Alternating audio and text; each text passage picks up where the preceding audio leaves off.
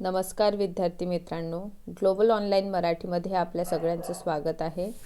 Myself Priyanka आपल्या सगळ्यांचं स्वागत करते आजच्या आपल्या सेशनमध्ये. आजचा जो आपला सेशन आहे त्यामध्ये आपण डिस्कस करणार आहोत MCQ हा क्लास असणार आहे आणि हा जो आपला MCQचा टॉपिक आहे त्यामध्ये आज आपण बघणार आहोत मुघल सम्राट यांच्याविषयी आपण अभ्यास केलेला आहे. तर यावरील अतिशय महत्त्वपूर्ण MCQ जे एक्झाम पॉईंट ऑफ व्ह्यूने खूप जास्त आपल्यासाठी महत्त्वपूर्ण ठरेल आणि यातून क्वेश्चन्स जे आहे ते येण्याची शक्यता असते. तर आजच्या सेशनमध्ये आपण या गोष्टी डिस्कस करणार आहोत. सोबतच आपल्या सगळ्यांना कल्पना आहे की महाराष्ट्र सेट परीक्षा जी आहे 26 मार्चला होणार आहे आणि या परीक्षेला टार्गेट करीत असणाऱ्या सगळ्या विद्यार्थ्यांसाठी एक महत्त्वाची सूचना म्हणजे महाराष्ट्र सेट हिस्ट्रीचा जो कंप्लीट क्रॅश कोर्स आहे ग्लोबल ऑनलाईनवर अवेलेबल आहे. या क्रॅश कोर्समध्ये आपल्याला लाईव्ह लेक्चर्स मिळणार, संपूर्ण अभ्यासक्रमावर आधारित व्हिडिओ लेक्चर्स असेल, संपूर्ण अभ्यासक्रमावर आधारित नोट्स असणार, मागील वर्षाची प्रश्नपत्रिका म्हणजेच PYQ सोबतच टेस्ट सिरीज, सरावासाठी MCQज, वीकली इव्हॅल्युएशन टेस्ट या सगळ्या सुविधा आपल्याला प्रोव्हाइड केले जातील. कोर्स जे आहे याची फीज 10,000 रुपये आहे. यावर आपल्याला 40% डिस्काउंट आहे आणि यातून आपल्याला 6,000मध्ये हा संपूर्ण कोर्स यामध्ये पेपर 1 आणि पेपर 2 दोनही पेपरचा संपूर्ण सिलेबस जो आहे तो कव्हर करून मिळेल. नवीन बॅच स्टार्ट होत आहे 9 जानेवारीला. या नवीन बॅचला जॉईन करण्यासाठी हे ऑफिशियल्स नंबर दिलेले आहे. या ऑफिशियल्स नंबरवर आपल्याला कॉन्टॅक्ट करायचा आहे किंवा मग आपण ग्लोबल ऑनलाईन ॲप डाउनलोड करू शकता. स्टोअर नावाचा ऑप्शनला आपल्याला सिलेक्ट करायचा आहे आणि इथे सर्च जरी केला आपण हिस्ट्रीचा कोर्स तर अशा प्रकारचं इंटरफेस आपल्याला दिसून येईल. सरळ इथूनही आपण कोर्स बाय करू शकतो किंवा मग आपले ऑफिशियल्स नंबर दिलेले आहे यावर कॉन्टॅक्ट करून आजच आपल्या कोर्सवर नाव रजिस्टर करा. आजच्या सेशनमध्ये आपण MCQ बघणार आहोत. सो पहिला आपला प्रश्न आहे. प्रश्न पहिला, मुघल राजधानी आग्रा ते दिल्ली कोणत्या मुघल सम्राटाच्या काळात हस्तांतरित करण्यात आली? ऑप्शन ए आहे औरंगजेब, ऑप्शन बी आहे जहांगीर, ऑप्शन सी आहे शहाजहान, ऑप्शन डी आहे अकबर आणि ऑप्शन ई मध्ये दिलेले आहे वरीलपैकी काहीही नाही. तर क्वेश्चन पहिल्यामध्ये काय विचारलेला आहे, मुघल राजधानी आग्रा ते दिल्ली कोणत्या मुघल सम्राटांच्या काळामध्ये हस्तांतरित झाली? ओके, यामध्ये 4-5 आपल्याला ऑप्शन दिलेले आहे, त्यापैकी एक ऑप्शन जे आहे ते आपल्याला सिलेक्ट करायचा आहे. ओके, बेसिकली हा जो प्रश्न आहे आग्र्यावरून दिल्ली येथे कोणी राजधानी आणलेली आहे असं सरळ आपल्याला प्रश्न केलेला आहे, ज्यामध्ये 4 ऑप्शन औरंगजेब, जहांगीर, शहाजहान, अकबर आणि वरीलपैकी काहीही नाही. तर याचा करेक्ट आन्सर आहे ऑप्शन सी शहाजहान. ठीक आहे, शहाजहान जे आहे त्यांनी आपली राजधानी जी आहे आग्र्यावरून दिल्ली केलेली आहे. ओके, नेक्स्ट प्रश्न आपण घेऊया. क्वेश्चन दुसरा, पानिपतची दुसरी लढाई कधी झाली? Option A 1761, option B 1556, option C 1628, option D 1527 आणि ऑप्शन ई आहे 1726. तर यामध्ये आपल्याला माहित आहे बॅटल ऑफ पानिपत, पहिलं पानिपतचं युद्ध सुद्धा आपण अभ्यासलेला आहे. तर पहिला पानिपतचा युद्ध कधी झालेला आहे याचा आन्सर आपण मला कमेंट बॉक्समध्ये करणार आणि या प्रश्नामध्ये आपण बघणार आहोत पानिपतची दुसरी लढाई कधी झाली. ओके, तर पानिपतची दुसरी लढाई जी आहे 1556 मध्ये झालेली आहे. यावेळी आपल्याला कल्पना आहे की अकबरांतर्फे यांचे जे संरक्षक होते म्हणजेच बैरम खान हे लढले होते आणि यांच्या अपोजिटमध्ये हेमू, ओके, यांच्यामध्ये पानिपतचा सेकंड युद्ध झाल्याचं आपल्याला दिसून येते. आणि पानिपतचा पहिला युद्ध जे आहे तो कधी झालेला आहे याविषयी आपण कमेंट बॉक्समध्ये मला सांगायचं आहे. ठीक आहे, बरं, नेक्स्ट प्रश्न आपण घेऊया. हे स्पष्टीकरण आहे, पानिपतचं युद्ध कधी झालेलं आहे, कोणामध्ये झालेलं आहे. ओके, सोबतच प्रश्न तिसरा आपण घेऊया. प्रश्न तिसऱ्यामध्ये उत्तर भारतातील औरंगजेबाविरुद्धच्या बंडांचा योग्य क्रम कोणता आहे? ओके, ज्यामध्ये आपल्याला ए जाट, बुंदेला, सतनामी आणि शीख, बी मध्ये आहे बुंदेला, जाट, सतानामी, शीख, ऑप्शन सी मध्ये आपल्याला दिलेला आहे सतनामी, जाट, बुंदेला, शीख आणि ऑप्शन डी मध्ये आहे शीखांचा विद्रोह, जाटांचा विद्रोह, त्यानंतर आपल्याला दिसलेला आहे बुंदेला यांचा विद्रोह, यानंतरचं ऑप्शन आपल्याला दिसून येईल सतनामी विद्रोह. तर अशा प्रकारचं 4 ऑप्शन आपल्याला दिसून येईल आणि आपल्याला लक्षात आहे की हे 4ही युद्ध जे झालेले आहे ते औरंगजेब यांच्या काळामध्ये झालेलं आहे. आपण जर विचार केला सतनामी विद्रोह, तर लक्षात घ्या सतनामी विद्रोह 1672 मध्ये झालेला आहे. ठीक आहे. बरं, जाटांचा विद्रोह जे आहे आपल्याला लक्षात येते 1669 मध्ये. ओके, हे जाट जे आहे 1669 मध्ये यांचा विद्रोह जे आहे आपल्याला झाल्याचं दिसून येते. यानंतर बुंदेलांचा विद्रोह विचारलेला आहे, तर बुंदेलांचा विद्रोह झालेला आहे 1661 मध्ये. ठीक आहे. सोबतच आपल्या लक्षात येते की शेवटी शीखांचा विद्रोह जे आहे, शीख विद्रोह आपल्याला दिसून येईल पूर्णतः हे धार्मिक विद्रोह होता आणि यांची सुरुवात जी आहे 1675 मध्ये झाली. याचा अर्थ हा शेवटचा ऑप्शन आपला असणार आहे. ठीक आहे. यानंतर सतनामी विद्रोह, ठीक आहे, बुंदेला, जाट, याच क्रमांकानुसार जर आपण विचार केलेला तर आपल्या लक्षात येते. ओके, तर लक्षात घ्या हा, तर अशा प्रकारे हे ऑप्शन नंबर 2 ठीक आहे आपला करेक्ट आन्सर असेल. आता आपण समोर वळूया आणि समोर आपण बघणार आहे कोणत्या जाट नेत्याने सम्राट अकबराच्या धडग्याचे सिकंदरा नुकसान केले आणि अकबराची कबर खोदून त्यांची हाडे जाळली. याचा अर्थ काय आहे, या प्रश्नामध्ये आपल्याला काय विचारलेला आहे. प्रश्न चौथा आपल्याला विचारतोय की असा कोणता जाट नेतृत्व होते किंवा जाट असा कोणता नेता होता ज्यांनी काय केलेला आहे, सम्राट अकबर जे आहे त्यांचा जो मकबरा सिकंदरा येथे स्थित आहे, अकबरांच्या मकबरेला उद्ध्वस्त केलेले आहे. ठीक आहे. तर उद्ध्वस्तच केलं नाही तर त्यातून त्यांची हड्डी सुद्धा जाळलेली आहे खोदून. तर हा प्रश्न जे आहे यामध्ये ऑप्शन ए आहे गोकुल, ऑप्शन बी आहे राजाराम, ऑप्शन सी आहे चूडामणी, ऑप्शन डी आहे बदन सिंग. बरं, तर यामध्ये आपण हा सुद्धा प्रश्न व्यवस्थितरित्या अभ्यास केलेला होता. तर प्रश्न चौथा विचारलेला आहे की असा कोणता जाट शासक आहे ज्यांनी काय केलेले आहे, सिकंदरा येथे असलेल्या अकबराची कबर खोदून त्यातील हाडे जे आहे ते सुद्धा जाळली. तर आपल्याला क्लिअरली याचा आन्सर माहित आहे की हा काय आहे, राजाराम. ओके ओके, राजाराम आपल्याला माहित आहे की राजाराम जे आहे यांच्याच भतिजाने नंतर चूडामण जे आहे ते भरतपूर येथे जाटांची काय करणार, स्थापना करणार. ठीक आहे. तर याचा करेक्ट आन्सर काय आहे, बी राजाराम. क्वेश्चन 5 घेऊया आपण. साकी मुस्तेद खान यांनी रचलेला मासिर आलमगिरीचे नाव मुघल राज्यांचे गॅझेटियर म्हणून कोणी दिलेले आहे. ठीक आहे. साकी मुस्तेद जे आहे, बरं, हे रायटर आहे. ठीक आहे. यांची जे रचना आहे ते आहे मासिर ए आलमगीर. यातला मुघल राज्याचे गॅझेटियर असे कोणी म्हटलेले आहे.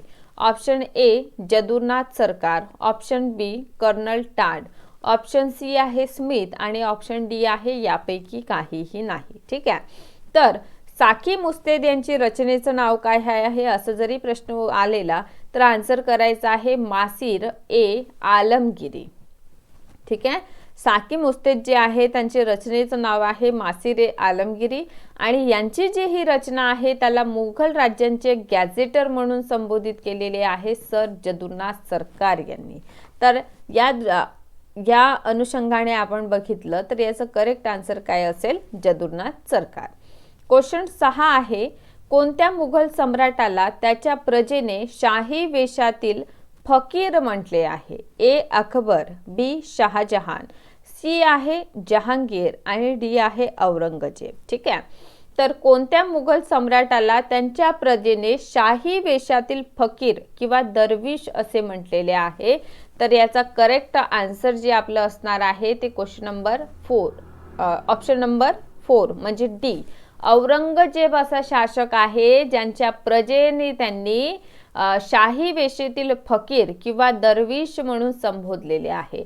तर हा प्रश्न आपल्याला लक्षात घ्यायचा आहे. ओके, तर आय होप आतापर्यंत जे प्रश्न आपण अभ्यासले ते क्लिअर आहे. तर समोर वळूया ज्यामध्ये आपल्याला दिसून येते अकबराला जिल-ए-इलाही म्हणजे ईश्वराची सावली आणि फर-ए-इदी ईश्वरापासून निघणारा प्रकाश कोणी म्हटलेले आहे?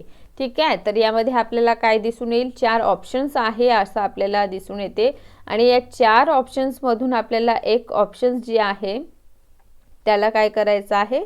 सिलेक्ट करायचं आहे. ठीक आहे, फर्क-ए-इंदी. ठीक आहे, फर-ए-इंदी असं कोणी म्हणजे ईश्वरापासून निघणारा प्रकाश असं कोणी म्हटलेलं आहे? ए अबुल फजल, बी आहे फैजी, सी आहे बदायुनी आणि डी आहे यापैकी काहीही नाही.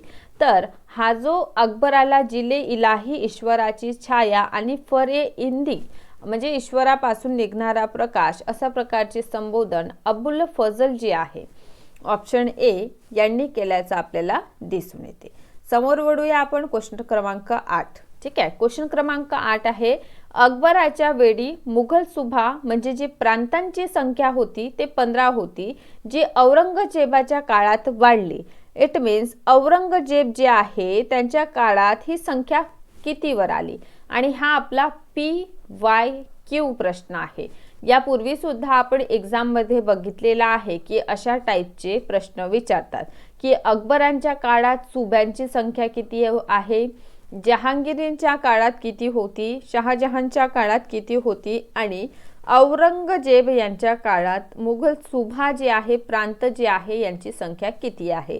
तर हे 4ही प्रश्न अत्यंत अशा महत्त्वाचे आहे आणि हे प्रश्न आपण प्रशासन व्यवस्थेमध्ये अभ्यास करूया. पण याची एक पार्श्वभूमी म्हणून या प्रश्नामध्ये आपल्याला प्रतिबिंब त्याचे दिसून येईल. ठीक आहे, तर अकबराच्या वेळी मुघल सुब्यांची संख्या 15 होती. इट मीन्स अकबराच्या काळात संख्या विचारली तर आन्सर 15 करायचं. ती औरंगजेबाच्या काळात कितीने वाढली? ठीक आहे, ए मध्ये आहे 16, बी मध्ये 18, सी मध्ये 21 आणि डी मध्ये 24.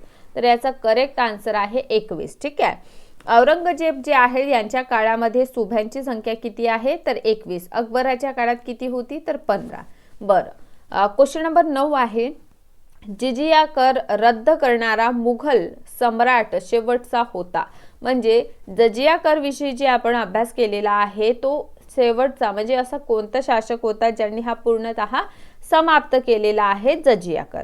तर ऑप्शन ए आहे अकबर, ऑप्शन बी आहे जहांगीर, ऑप्शन सी आहे शहाजहान आणि ऑप्शन डी आहे मोहम्मद शाह रंगीला. तर जजिया कर समाप्त करणारा शेवटचा विचारला आहे. ठीक आहे, काय विचारला आहे?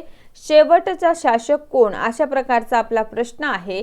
तर याचा करेक्ट आन्सर जे आहे मोहम्मद शाह रंगीला आहे. काय आहे? Option D.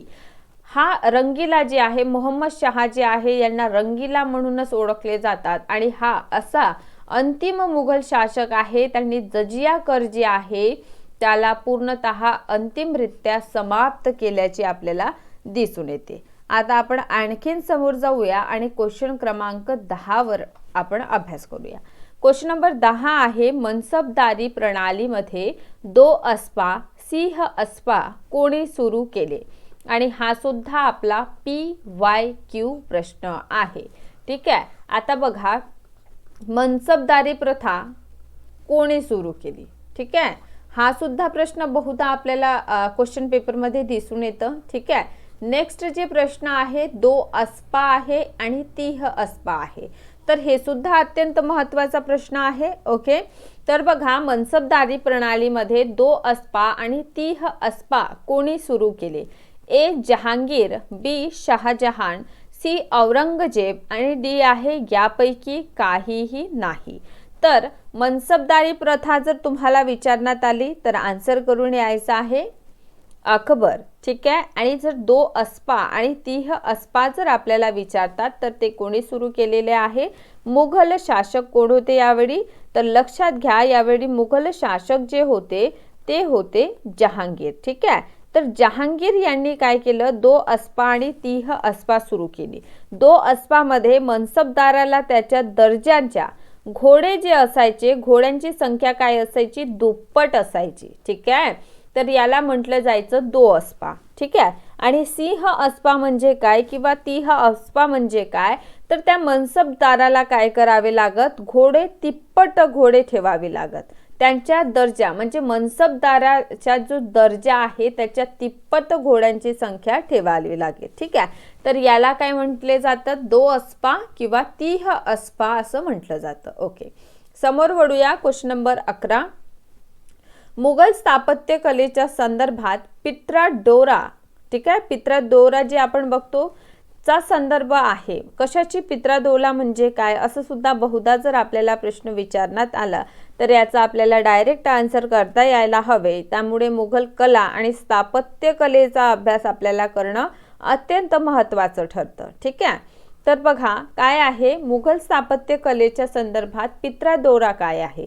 तर संगमरमर संगमवरी दगडांवर रत्नांची जडलेली जे असायचं ते, किंवा बी संगमरमरची पेंटिंग किंवा बागकामाची कला, किंवा यापैकी काहीही नाही.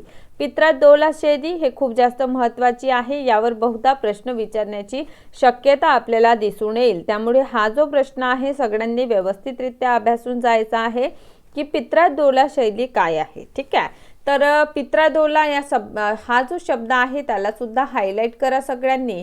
सोबतच लक्षात घ्या याचा जो करेक्ट आन्सर आहे पित्राडोरा शैली जी आहे ते आहे संगमरमरच्या दगडावर रत्नांची, ठीक आहे, जे जडाऊ रत्न असतात त्याने ते काय केलेले असते, जडलेली असते किंवा त्यावर लावलेली असतात, त्यालाच पित्राडोरा शैली असे सुद्धा संबोधतात. तर हा प्रश्न अत्यंत महत्त्वाचा आहे आणि याचं करेक्ट आन्सर काय आहे तर ऑप्शन ए. ठीक आहे, बरं. तर क्वेश्चन क्रमांक 12 कडे वळूया. भारतातील 4 बाग शैलीमध्ये पहिली समाधी आहे. ठीक आहे, 4 बाग. कोणता बाग? 4 बाग. ठीक आहे, बरं. ए हुमायूंची कबर आहे, बी अकबरांची कबर, सी जहांगीरची कबर आणि डी मध्ये आहे औरंगजेब यांची कबर. ठीक आहे, तर 4 बाग. आता ह्या सगळ्या गोष्टी आपण मुघल कला आणि स्थापत्य कलामध्ये आपण बघणार आहोत. बरं, 4 बाग म्हणजे काय, चारही कडून काय जायचे असे रस्ते चालले. ठीक आहे, तर याच्या मधात अशी कबर 1 2 3 4, तर हे काय झालं आपलं 4 बाग झालं. ठीक आहे, बरं. तर 4 बाग शैलीमध्ये कोणाचा मकबरा आहे तर हा प्रश्न अत्यंत महत्त्वाचा आहे. तर हा मकबरा आहे मुघल सम्राट हुमायूं यांचा जो मकबरा आहे किंवा यांची जे कबर आहे ती 4 बाग शैलीमध्ये बनलेली आहे. तर इथूनही प्रश्न येण्याची आपल्याला शक्यता दिसून येते. त्यामुळे हाही प्रश्न आपण सगळ्यांनी व्यवस्थितरित्या अभ्यासायला हवं. ठीक आहे, बरं. आपण आणखीन समोर वळूया आणि यामध्ये आपण बघणार आहोत प्रश्न क्रमांक 13. पित्राडोराची सुरुवात कोणी केली. आता पित्राडोरी शैली म्हणजे काय याच्याबद्दल कल्पना आली आहे की संगमरमरने किंवा संगमरमरवर रत्नांनी जे जडाऊ काम केलेलं आहे त्याला म्हटले जातात पित्राडोरा शैली. ठीक आहे, तर इथे प्रश्न केलेला आहे की पित्राडोराची सुरुवात कोणी केलेली आहे. कोणत्या मुघल शासकाने पित्राडोराची जी आहे ती सुरुवात केलेली आहे. ऑप्शन ए मध्ये आहे मुघल सम्राट जहांगीर, ऑप्शन बी मध्ये आहे शहाजहान, मुघल सम्राट शहाजहान, आणि ऑप्शन सी मध्ये आहे मुघल शासक औरंगजेब, की डी मध्ये आहे आपल्या ऑप्शन मध्ये यापैकी काहीही नाही. तर पित्राडोरा जे आहे, ठीक आहे, अत्यंत महत्त्वपूर्ण शब्द आहे. याचा अर्थ सुद्धा आपल्याला माहीत असायला हवा. आणि पित्राडोरा जी आहे त्याची सुरुवात कोणी केली, कोणत्या मुघल शासकापासून यांची सुरुवात झालेली आहे, हा सुद्धा प्रश्न आपल्यासाठी अत्यंत महत्त्वाचा ठरणार आहे. ठीक आहे, बरं. आय होप तुम्हाला सगळ्यांना याबद्दल थोडीफार कल्पना आलेली असेल. ठीक आहे, पित्राडोरा शैली म्हणजे काय तर अशी शैली ज्यामध्ये संगमरमरवर काय रत्नांची कामे केलेली आहे, जडाऊ कामं केलेली आहे, त्याला पित्राडोरा शैली म्हणतात. आणि याची सुरुवात जी आहे मुघल शासक जहांगीर यांनी केलेली आहे. तर पित्राडोरा शैली कोणी सुरू केली असं जर आपल्याला प्रश्न दिसून येईल तर आन्सर करून यायचं जहांगीर. ठीक आहे, हा सुद्धा अत्यंत महत्त्वपूर्ण प्रश्न आहे स्थापत्य कलेच्या दृष्टिकोनातून. ठीक आहे, बरं. प्रश्न क्रमांक 15 आहे. पित्राडोरा वापरून संपूर्ण संगमरमरांनी बनविलेली पहिली इमारत कोणती. आता आपण बघितलं की पित्रादुल्ला शैली जी आहे ते काय असते, ठीक आहे, याचा अर्थ काय, ठीक आहे. त्यानंतर आपण बघितलं का या शैलीचे जन्मदाता किंवा याला सुरुवात करण्याचे कार्य मुघल सम्राट जहांगीर यांनी केलेली आहे, ठीक आहे.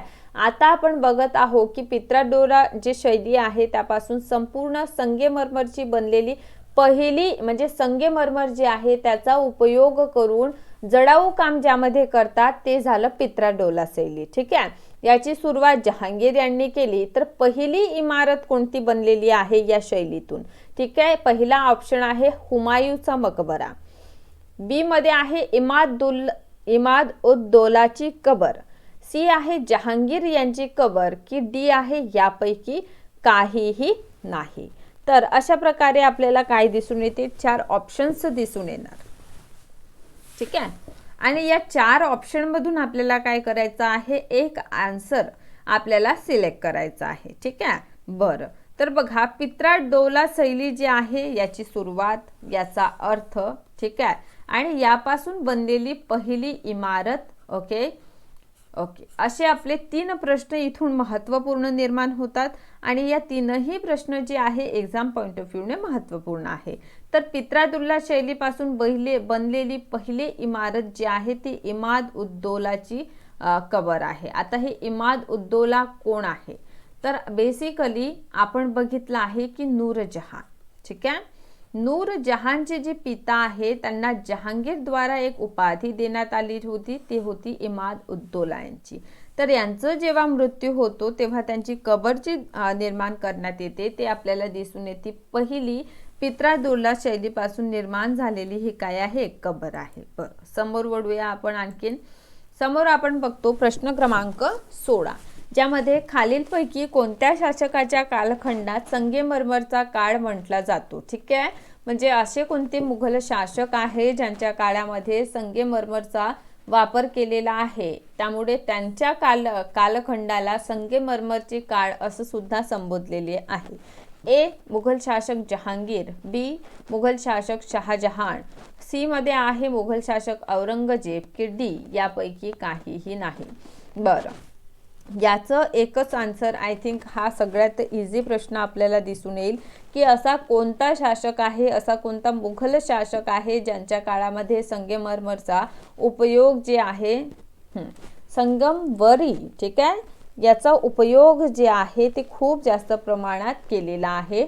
तर आपल्या सगळ्यांना या गोष्टीची कल्पना आहे की मुघल शासक शहाजहान यांच्या काळामध्ये सर्वाधिक संगमरमरचा उपयोग केलेला आहे. याचं उदाहरण म्हणजे काय, आपलं ताजमहल, जे कुठे स्थित आहे, हे आहे आग्रा येथे, ठीक आहे.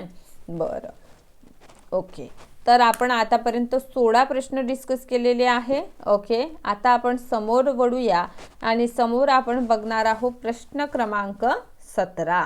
आणि या प्रश्नामध्ये आपण काय अभ्यासणार आहे, तर क्वेश्चन क्रमांक 17 जे आहे औरंगजेबाच्या नुस्खा ए दिलकुशा या ऐतिहासिक ग्रंथांची निर्मिती होते. म्हणजे रायटर कोण आहे, नुस्खा ए दिलकुशा, काय म्हटलं मी, नुस्खा ए दिलकुशा ही जी रचना आहे याचे रचिता कोण आहे. ए भीमसेन सक्सेना, बी आहे सुजन राय खत्री, सी आहे ईश्वर दास नागर, ठीक आहे, ओके. डी आहे चंद्रभान. तर कोणी आहे जे औरंगजेबाच्या शासन काळामध्ये नुस्खा ए दिलकुशा यांची रचना केलेली आहे. खालीलप्रमाणे आपल्याला 4 option A B C D या फॉर्म मध्ये आपल्याला दिलेले आहे. यातून आपल्याला बघा या मध्यकालीन इतिहासाचा जेव्हा आपण अभ्यास करीत असतो तर मध्यकालीन इतिहासामध्ये जे सोर्सेस आहे, सोर्सेस म्हणजे काय, तर साधने जे आहे, या साधनांविषयी आपल्याला माहित असणं अत्यंत गरजेचं आहे. त्यामुळे जर आपल्याला होऊ शकन तर MCQ प्लस PYQ आणि या व्यतिरिक्त जेव्हा आपण थेरी लेक्चर कव्हर करीत असतो तेव्हा मी विविध बुकांचं काय रेफरन्स देत असते आणि विविध बुकांचे रायटर्स आणि त्यामध्ये कशाची रचना केलेली आहे याविषयी माहिती जी आहे ती मी देते. तर अशा वेळी काय करायचे, आपले जे बुक्स आहे ज्यामध्ये आपण नोट्स करीत असतो यांचे काही जे पेजेस असतात स्टार्टिंगचे त्याला आपण कोरे सोडून द्यायचं आणि डेली बेसिसवर असे जे जे आपल्याला बुक्स दिसून येतात किंवा असे जे जे रेफरन्स बुक मी तुम्हाला सांगत असते इथे, त्या बुकांचं आपल्याला काय करायचं आहे, इथे नोट डाऊन करत चालायचं. ठीक आहे. त्यामुळे काय होणार, या सगळ्या जे बुक्स आहे त्यांची एक लिस्ट जी आहे आपल्या सगळ्यांकडे तयार होऊन जाईल. ठीक आहे. तर वळूया आपल्या प्रश्नांकडे. प्रश्न 17 आहे, औरंगजेबांचं नुस्खा-ए दिलकुशा जे आहे हे भीमसेन सक्सेना यांनी काय केलेलं आहे, रिटन मध्ये आहे. ही जी बुक आहे औरंगजेब यांच्या काळामध्ये लिहिलेली आहे. ठीक आहे. समोर आपण वळूया. क्वेश्चन नंबर 18, अकबरनामा जे आहे ते कोणी लिहिलेला आहे. ठीक आहे. प्रश्न 18 आहे की अकबरनामा कोणी लिहिला.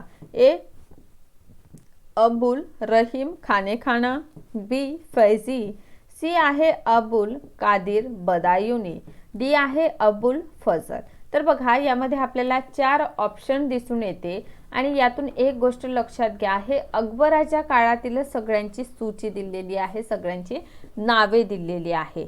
यापैकी आपल्याला बघायचं आहे की अकबरनामा कोणी लिहिलेला आहे. बरं, अकबरनामा कशा प्रकारे त्यामध्ये वर्णन आहे सम्राट अकबर यांच्याविषयी हे सुद्धा आपण बघूया. आणि आपण ओके, अकबरनामा लिहिलेला आहे अबुल फजल यांनी. कोणी लिहिलेला आहे, अबुल फजल. याचा अर्थ हा जो प्रश्न आहे याचा करेक्ट आन्सर ऑप्शन क्रमांक डी आहे, म्हणजे 4 आहे. बरं, समोर वळूया. प्रश्न क्रमांक 19 यांच्याकडे, आग्रा येथे इमाद उद्दौलाची कबर कोणी बांधली. ठीक आहे. इमाद उद्दौलाची कबर जी आहे ते कोणी बांधलेली आहे. ए अकबर यांनी, बी जहांगीर, सी नूरजहां, डी शाहजहान. तर बघा इमाद उद्दौला यांची कबर फर्स्ट ऑफ ऑल कुठे आहे, असं जर कधी प्रश्न विचारलं तर आन्सर करायचा आहे आग्रा या ठिकाणी. कुठे आहे, आग्रा. बरं, हे कोणत्या शैलीपासून निर्माण केलेली आहे इमाद उद्दौला यांची कबर, तर लक्षात घ्या ही शैली आहे पित्रादुरा शैली. ठीक आहे, पित्रादुरा शैली. ठीक आहे, यापासून निर्मित असलेली ही काय आहे, पहिली कबर आहे किंवा पहिली इमारत आहे. तर हे काय आहे, फॅक्ट्स आहे जे आपल्याला काय करायचं आहे, व्यवस्थितरित्या नोट डाऊन करायचं आहे. बरं, तर हा जो प्रश्न आहे आग्रा येथे इमाद उद्दौला जे आहे त्यांची कबर कोणी बांधली, तर यांचा करेक्ट आन्सर आपल्याला दिसून येते नूरजहान यांनी. आपल्याला लक्षात आहे की इमाद उद्दौला जे आहे ते नूरजहानचे कोण होते, पिता होते. नूरजहानचे हे पिता आहे, इट मीन्स हे जहांगीरचे काय असेल, सासरा असेल. ठीक आहे. तर यांचं रिलेशन कोणाशी आहे, या दोघांशी आहे. बरं, कारण जहांगीर यांनीच यांना उपाधी दिल्याचं आपल्याला दिसून येते. बरं, प्रश्न क्रमांक 20 कडे आपण वळूया. बरं, प्रश्न 20 जे आहे त्यामध्ये राजपुतांच्या खालीलपैकी कोणत्या राज्याने अकबरांचे सार्वभौमत्व स्वीकारले नाही. बरं, काय आहे पहा, अकबरांची राजपूत विषयक जी नीती होती त्यामध्ये त्यांनी विवाह संबंध स्थापन केले आणि काही राज्य मांडलिक म्हणून काय झाले, स्व इच्छेने त्यांच्यात मांडलिक बनून गेले. ठीक आहे. पण अकबराच्या कालखंडामध्ये असा एक राजपूत घराणा होता किंवा राजपूत शासक होते ज्यांनी कधीच अकबराचे सार्वभौमत्व स्वीकार केलेले नाही. ठीक आहे. तर हे एक प्रकारचं फॅक्ट आहे आणि इथूनही प्रश्न जे आहे ते निर्माण होताना आपल्याला दिसून येते. ठीक आहे. बरं, तर पहा प्रश्न मी परत रिपीट करते की राजपुतांच्या क्वेश्चन नंबर 20 आहे, क्वेश्चन प्रश्न क्रमांक 20 आहे, राजपुतांच्या खालीलपैकी कोणत्या राज्याने अकबरांचे सार्वभौमत्व स्वीकारले नाही. ए अंबर, बी मेवाड, सी मारवाड आणि डी आहे बिकानेर. तर आपल्या सगळ्यांना याची कल्पना आहे. ठीक आहे. तर याचं करेक्ट आन्सर आपल्याला सगळ्यांचं लक्षात येईल की मेवाडचे शासक ज्यांनी कधीच अकबर यांचे शासन जे आहे सार्वभौमत्व स्वीकारले नाही.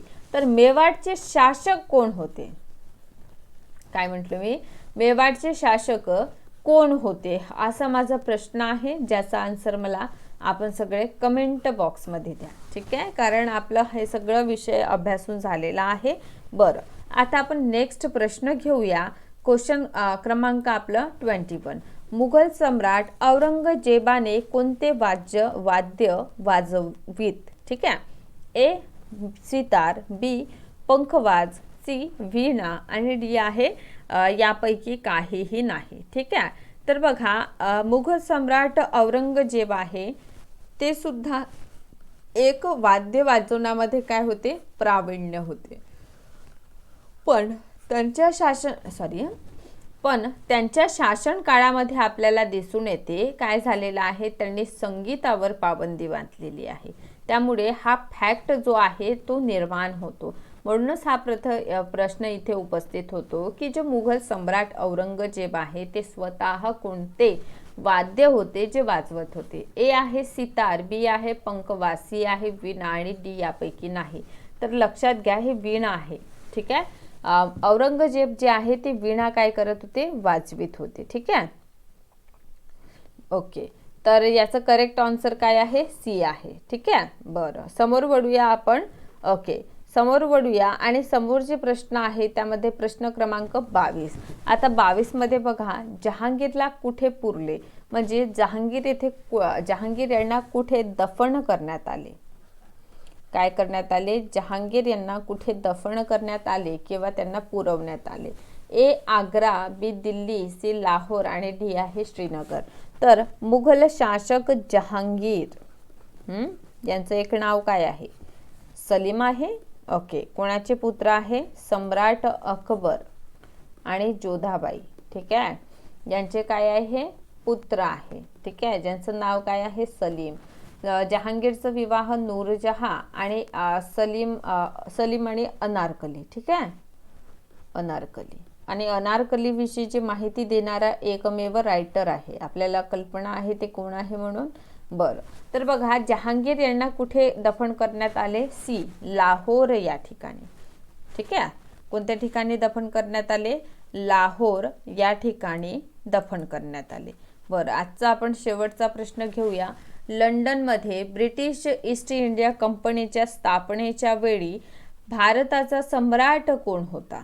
ठीक आहे. ए अकबर, बी जहांगीर, सी शहाजहान आणि डी औरंगजेब. आता लंडन येथे विचारलेला आहे प्रश्न. काय म्हणतो, लंडन येथे ब्रिटिश ईस्ट इंडिया कंपनीची जेव्हा स्थापना झाली तेव्हा आपल्या भारतामध्ये सम्राट कोण होते. ठीक आहे. असं काय आहे आपला प्रश्न आहे.